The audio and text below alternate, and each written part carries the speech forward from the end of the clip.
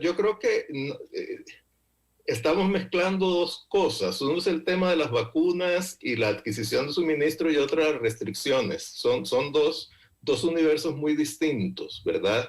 Porque en las restricciones no hay de por medio uso de recursos públicos, aunque pueda haber, hay gente que dice que las multas es para que el fisco compense lo que ha dejado de recibir por impuestos, lo cual me parece absurdo porque esas multas, por muy altas que sean, lo que compensan es cualquier cosa. Pero digamos, aquí no hay de por medio la discusión sobre si el uso de los recursos públicos es adecuado o no es adecuado. Entonces, bueno, las restricciones son un universo de la pandemia, la adquisición de suministros son otro universo y dentro de ese universo hay subgrupos y desde mi punto de vista una cosa es la adquisición de suministros vía proveedores locales sin experiencia, oportunistas, y otra es la adquisición de insumos vía compañías internacionales reconocidas.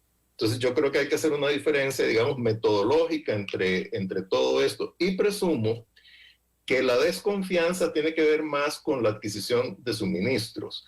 Con respecto a las medidas restrictivas, yo creo que lo que ha habido es disconformidad, incomodidad de parte de sectores de la población, pero no tanto desconfianza en cuanto al uso de recursos en relación con esas medidas, y me parece que es importante hacer la diferencia.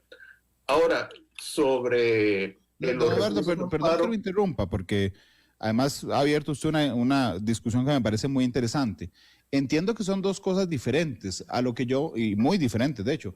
A lo que yo me refería es que al inicio del manejo de la pandemia, marzo-abril, digamos, hubo cierta aceptación general, porque a todos nos agarró de imprevisto la pandemia, ¿verdad? De darle, digamos, cierto espacio a las autoridades para que tomaran las decisiones sin un cuestionamiento amplio, digamos, o fuerte respecto a lo que venían haciendo. Y después de esos meses ha habido un cuestionamiento más fuerte de en cuál informe se basa, en cuál investigación se basa usted para establecer restricción vehicular, ¿verdad? O o dónde se basa usted para elevar las alertas, o por qué usted no habla con las municipalidades, o por qué la caja compró tantas bolsas, o por qué la caja, digamos, a lo que me refería es que en ese contexto de suma, ¿verdad?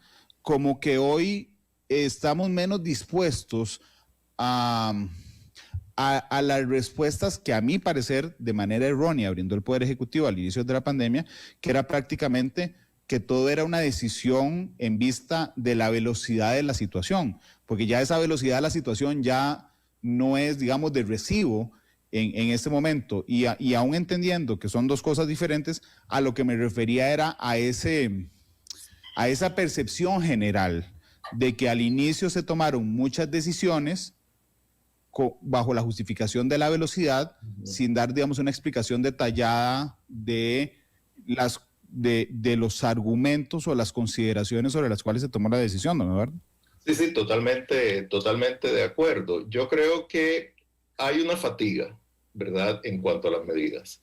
Luego, al principio, yo creo que había una, digamos, actitud consensual de avalar las medidas. Ya después, no es que todo el mundo esté en contra, todo el mundo esté a favor, sino que hay sectores, por ejemplo, hay sectores de la sociedad que quisieran que la economía estuviera muchísimo más cerrada. Hay sectores de la sociedad que quisieran que la economía estuviera mucho más abierta. Hay sectores de la sociedad que quisieran que se impusieran medidas más draconianas para reducir la movilidad, no solo de los vehículos, sino de las personas.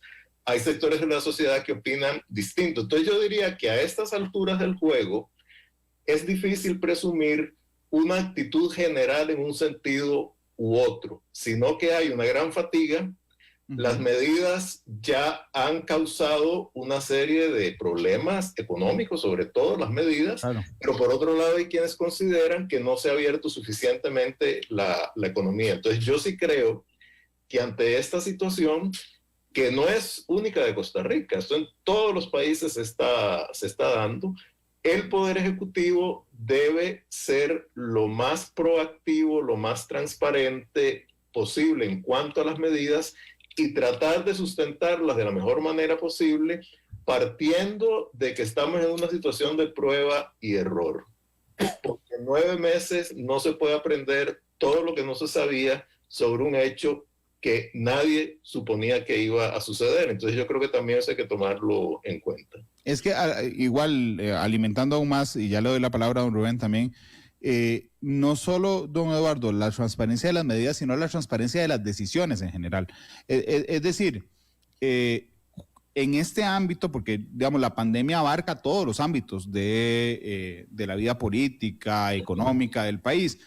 Entonces, efectivamente, aunque hoy tengamos más ganas de decir, bueno, pero por favor demuéstrame el estudio sobre el que está basada la restricción vehicular de fin de semana, por ejemplo, o los horarios, también tenemos exactamente el mismo sentimiento cuando decimos, bueno, vamos a acudir por un préstamo del BID, por ejemplo, y entonces hay un exceso de cuestionamientos al procedimiento del gobierno. Es decir, estamos muy poco dispuestos en general como sociedad o como la clase política a firmar cheques en blanco en términos generales. Entonces, en este momento, cuando viene la compra de una vacuna, que es fundamental y que todos estamos deseando,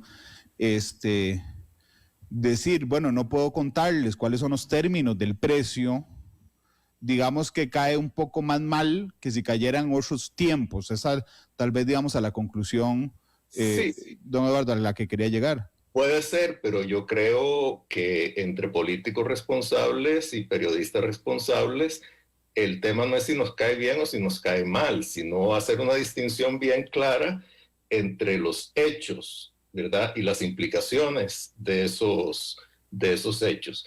Y fíjese que usted ahora está añadiéndole otra cosa al saco, que es el crédito con el BID. Entonces ya no solo tenemos vacunas, tenemos otros suministros, tenemos las medidas de restricción y tenemos el crédito del BID, todo en el mismo saco. Y me parece que entonces usted está alimentando ese sospechómetro del cual usted dice que no quiere hacerse eco. Entonces yo creo que hay una especie de, ¿qué le diría? Como traición psicológica profunda. Yo creo que lo del crédito del BID no tiene nada que ver con esto, porque más que desconfianza social, lo que fue es una jugada política de ciertos sectores en la Asamblea Legislativa, por lo menos esa es mi interpretación.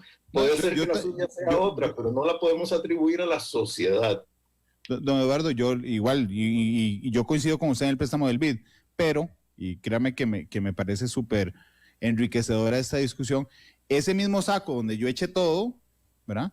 Es el saco donde la gente echa todo. Es que, digamos, la gente no sale a la calle hoy pensando que una cosa es el préstamo del BID, otra cosa son las medidas, otra cosa son las vacunas, otra cosa son los insumos, sino que vive, digamos, en una realidad donde todo eso se conjunta y todo eso genera una percepción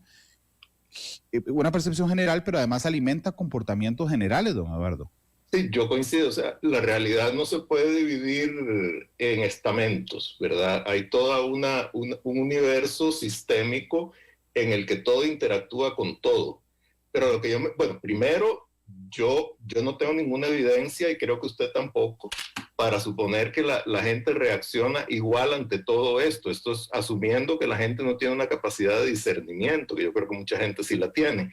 Yo a lo que me estoy refiriendo es a los sectores políticos, a los sectores mediáticos, que deben, o si me incluyo yo en los sectores mediáticos, debemos hacer un esfuerzo para que precisamente la gente sea capaz de discernir entre distintos hechos, distintas decisiones, distintos personajes, y no meterlo todo en el mismo saco, porque entonces solo quienes estén fuera de ese mismo saco, que pueden ser outsiders de la política y populistas, van a tener legitimidad para presentarse como la gente capaz, pulcra, honesta. Entonces yo creo que ahí, desde el punto de vista del manejo argumental, por quienes tienen la capacidad de manejar los argumentos y de hacerlos públicos, hay que tener una responsabilidad muy grande.